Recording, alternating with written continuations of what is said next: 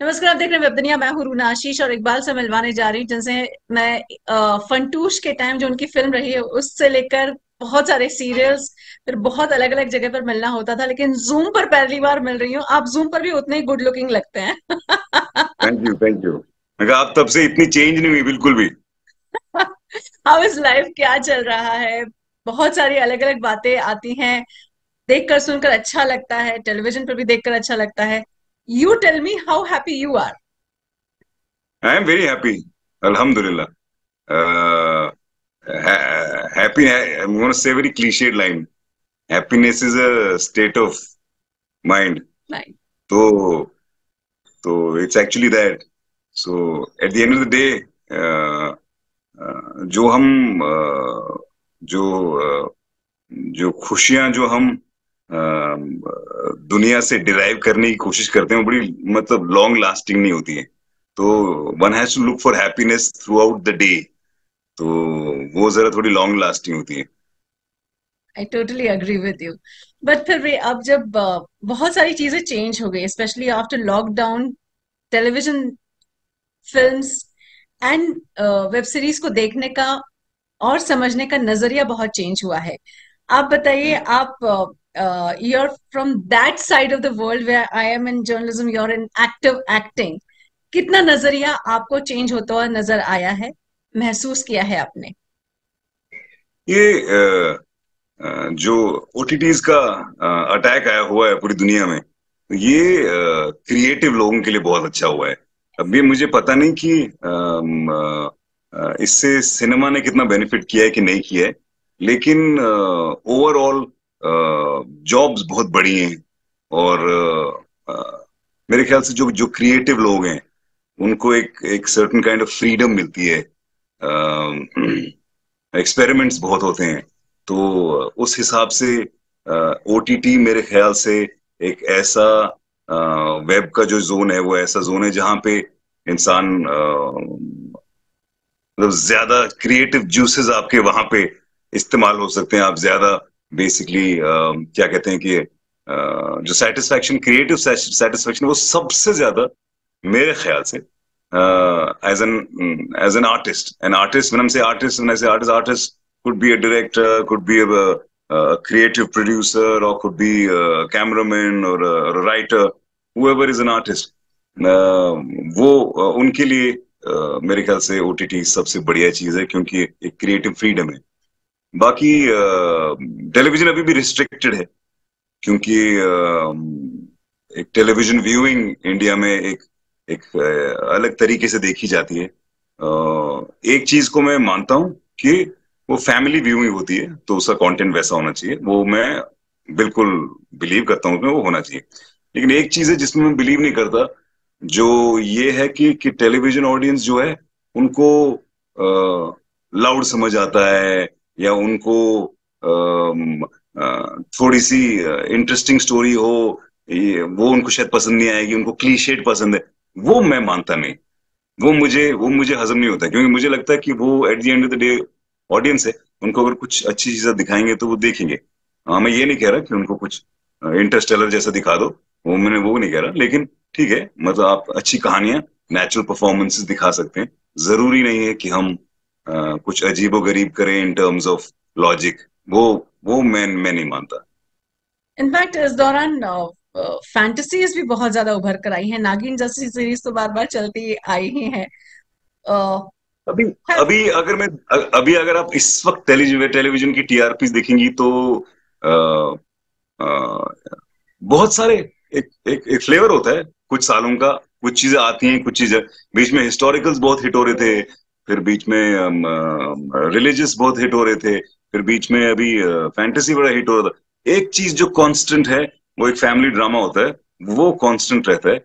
उसमें अगर ज्यादा लॉजिक के साथ नहीं खेला जाए तो मेरे ख्याल से लॉन्ग लास्टिंग हो सकता है।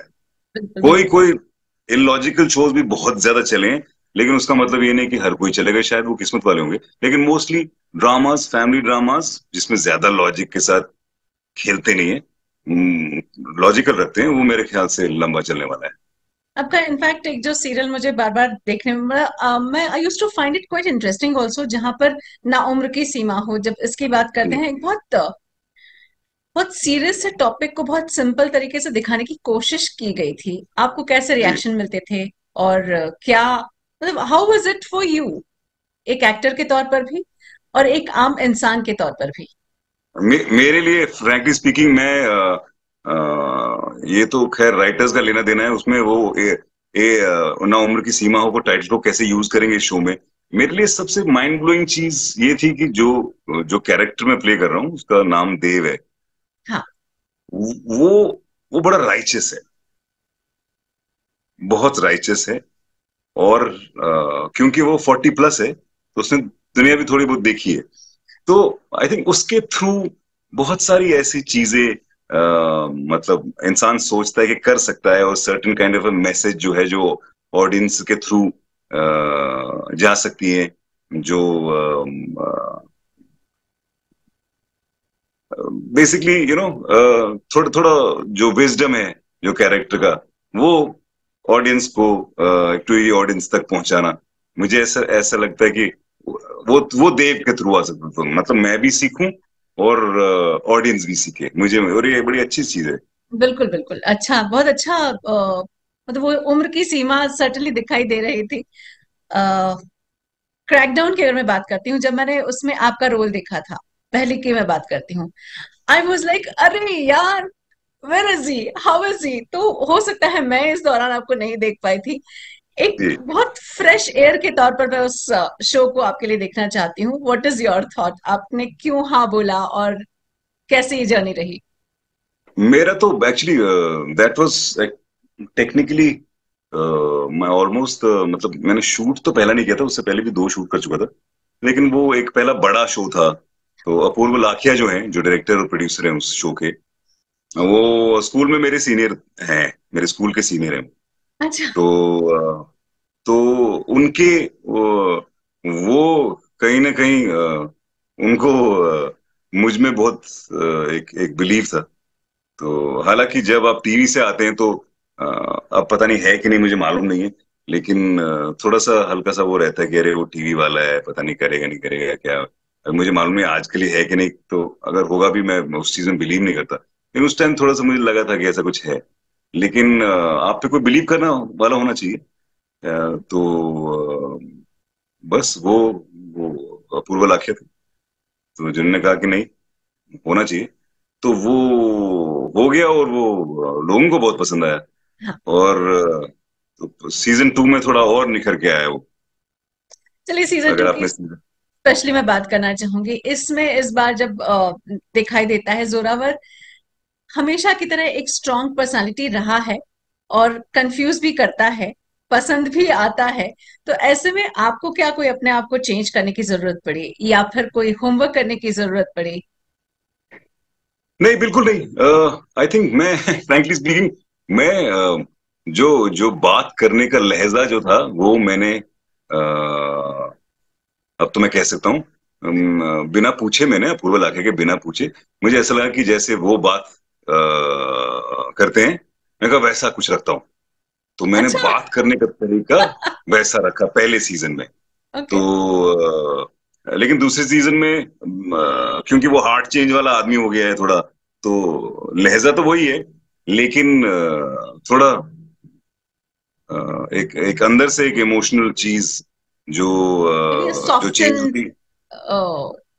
सॉफ्ट तो नहीं कहूंगा, लेकिन हाँ एक change as compared to the first season, क्योंकि फर्स्ट सीजन सेकंड सीजन में बहुत ज्यादा फर्क था। बहुत बहुत। मतलब इसमें थोड़ा very out there, wanting revenge from शुरू से लेकर एंड तक आपको पता था कि ये पॉजिटिव ही है। फर्स्ट सीजन में लगता था गड़बड़ हो सकता है, लेकिन एग्जैक्टली यहाँ तो exactly. मेरा नेक्स्ट सवाल वही था।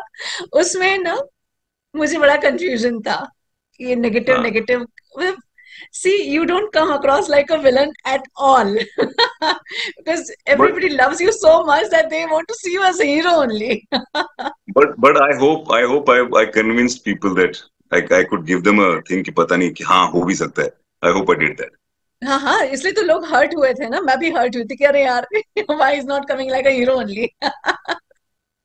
So अब जब सेकंड टाइम कर रहे हैं तो किस तरीके से रिएक्शंस अब मिल रहे हैं आपको? अच्छा मेरा अल्हम्दुलिल्लाह। बहुत अच्छा रिएक्शन मिला है।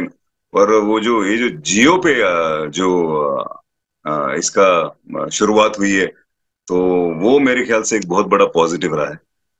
क्योंकि मेरे ख्याल से जियो सबके पास है। हाँ।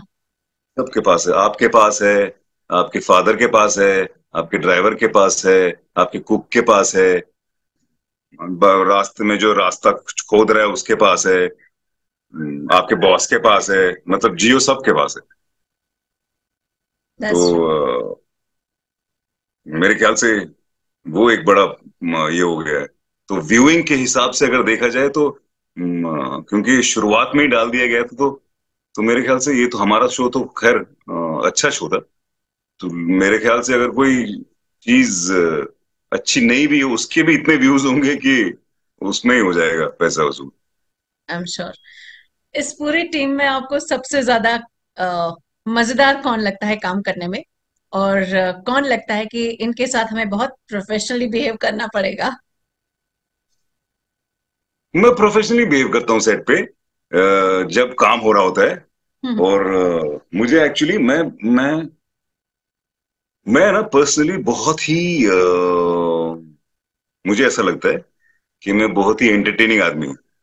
अच्छा। लेकिन मुझे उस जोन में आने के लिए कम से कम 2-3 महीने लगते हैं। ओके। तो किसी भी फिल्म या वेब सीरीज वाले को एक्टर या डायरेक्टर या जो भी है हमारे क्रू को, वो साइड मेरा कभी दिखेगा नहीं। ओके। लेकिन हाँ, कोई भी मैंने सीरियल किया होगा, उसमें उसको वो साइड दिख जाएगा। क्योंकि सीरियल में तो 1 साल मिनिमम काम किया जाता है, या 6 महीने जो भी। बहुत मेहनत तो होती है। तो तो ऐसा है। तो लेकिन क्रैकडाउन 2 के सेट पे अपू के साथ, अपू अपू सर जो हैं, जो डायरेक्टर है हमारे, हम्म। उनके साथ मतलब बहुत मजा आता है। वो बहुत ही वो एंटरटेनिंग इंसान है, वो बहुत ज्यादा। उनको उनको खुद भी काम मजे मजे मजे लेकर ही उनको काम करना भी मजा आता है उनको। तो वो ज्यादा वो वो क्या वो प्रिटेंड नहीं करते कि मैं डायरेक्टर हूँ। वो उनको पता है वो डायरेक्टर है। बहुत लोग प्रिटेंड करते हैं ना, मैं डायरेक्टर हूँ, मुझे ऐसा करना है। वो प्रिटेंड नहीं करता वो आदमी। नाइस। अच्छा, अब जब आप बात करते हैं कि सीरियल वाले लोगों से ज्यादा इजी हो जाता है क्योंकि 1 साल तक आप साथ में काम कर रहे हैं, तो कौन है आपके सीरियल की दुनिया के इतने क्लोज फ्रेंड्स जो आपके लिए बहुत खुश होते हैं, आपके लिए तालियां बजाते हैं आपके जीतने पर? आई थिंक मेरे सेट पे तो मेरे ख्याल से दीपक दत्ता और मुझे छोड़ के बाकी, वो दीपशिका है, हम तीन ही थोड़े बुजुर्ग हैं। बाकी सब रिलेटिवली छोटे ही हैं। तो एक्चुअली अभी मुझे भी 20-21 साल हुए काम करते करते। तो हाँ। वो एक एक क्यों सीनियरिटी के हिसाब से अगर कोई रिस्पेक्ट नहीं भी देना चाहे तो वो बेचारे को देना ही पड़ता है। तो फिर बाद में मैं भी उतना बुरा इंसान नहीं हूँ कि शायद वो ना रहे। तो ठीक ही चलता है, अच्छा चलता है। मजा आता है, मुझे तो बहुत मजा आता है सेट पे। Okay, what's next from your side? अभी तो I am just busy with this show, ना उम्र की सीमा हो। And that's it. Once I am done with this, then will obviously get back to मेरे को मुझे for me right now, I am in a zone right now of my life that मैं कोई पॉइंट नहीं prove करना चाहता। मैं किसी चीज के पीछे भागना नहीं चाहता। अ, काम जो है वो जिंदगी का एक हिस्सा है। जिंदगी नहीं है पूरी। बहुत इंपॉर्टेंट हिस्सा है, लेकिन पूरी जिंदगी नहीं है। तो बहुत सारी चीजें हैं जो करनी है अभी। तो आई होप वो कर सकें। और काम तो है ही, काम तो चलता ही रहता है। रोजी रोटी तो ऊपर वाले के हाथ में है, वो आपसे कोई नहीं ले सकता। अब बस काम को मैं अब एक ही चीज देता हूँ सिर्फ, वो है ईमानदारी। बस वाओ। उससे ज्यादा नहीं देता मैं। वाओ। ईमानदारी से ज्यादा नहीं मैं देता कुछ काम। See the wisdom and very important words coming out from your side. जाते जाते ये बताइए एक बार, इस मकाम पर आने के बाद, इतनी सफलता देखने के बाद, इतना लोगों का पागलपन आपके लिए जो रहा है वो देखने के बाद, अब ऐसी क्या एक ऐसी चीज है जो आपने सोची है कि ये नहीं करना है मुझको? हम्म ये ना, मैं कभी कहना नहीं चाहूंगा कि मैं ये नहीं करूंगा, क्योंकि कुछ पता नहीं होता लाइफ में, कुछ पता नहीं होता। हाँ, लेकिन मैं एक चीज जरूर कहना चाहता हूँ कि जो मैंने भी गलती की है लाइफ में, अब इसको गलती कहे या इंसान, गलती तो क्या ही होती है, जो आदमी सीखता ही है। मेरे ख्याल से जो इंटीमेट सीन्स होते हैं, इंटीमेट सीन्स जो होते हैं वो एक लेवल तक ठीक होते हैं। उससे ज्यादा अगर किए जाएं तो उनका फिर पर्पस एक ही होता है। तो मैंने खुद भी बहुत सारे किए हैं, और मुझे लगता है कि उनको करने की जरूरत नहीं है आपको, चाहे कोई भी मेकर हो, कुछ भी हो, कुछ नहीं हो, क्योंकि वो मुझे, मेरा पर्सनल ओपिनियन है, मैं ये किसी पे थोपना नहीं चाहता। एक क्रिएटिव दुनिया है, कोई कुछ भी कर सकता है, लेकिन मुझे ऐसा लगता है कि अ, वो कहीं ना कहीं पे उस वो एक देखने का पर्पस सिर्फ एक ही होता है। मुझे उसके पीछे उसका और कुछ पर्पस नहीं दिखता है। मैंने ये गलती की है एक दो बार। एक तो रिलीज ही नहीं हुआ अभी तक, मैं सोचता हूँ कब रिलीज होगा, खत्म होगा, मेरे लाइफ में से निकलेगा वो, लेकिन अभी तो वो रिलीज भी नहीं हुआ। लेकिन मेरे ख्याल से इस डर से, अगर हम ऐसा कोई काम करते हैं कि नहीं यार, कर लेता हूँ, मुझे मेरे काम का क्या पूछना होगा, तो मुझे, मैं यही कहना चाहूंगा कि मेरी एडवाइस ये हुई कि डरना नहीं चाहिए इंसान को, कि ये सोच के कि आ, मैं ये काम इसलिए नहीं करूंगा क्योंकि शायद ये कोई देख ना ले या कुछ ना ले क्या, या इस पे ऑडियंस का क्या असर होगा, कैसे होगा, ये अगर ऐसा सोचेगा, उसके वो ये सोच कर, ये इंटेंशन लेकर अगर कुछ नहीं करता है, सिर्फ यही नहीं, कोई भी काम अगर कोई नहीं भी। करता है, तो आपको डरने की जरूरत नहीं है, आपको कर लेना चाहिए। आपको कभी नहीं सोचना चाहिए कि ये मेरी बढ़िया अपॉर्चुनिटी चली गई है, कुछ चली गई। अल्लाह दरवाजे खोल देता है कहीं ना कहीं से। टोटली, बिल्कुल विजडम के वर्ड्स जो निकले हैं वो बहुत सुंदर निकले हैं। और हम चाहेंगे आपको हमेशा पर्दे पर देखते रहें, हंसते हुए देखते हैं, शुक्रिया, कभी लोगों को बिशम बिशम करते हुए देखें, लेकिन देखते रहें, ये मेरी डिमांड है शुक्रिया, आपसे। इसे शुक्रिया, आप शुक्रिया, पूरी करते शुक्रिया, रहिएगा। शुक्रिया, शुक्रिया।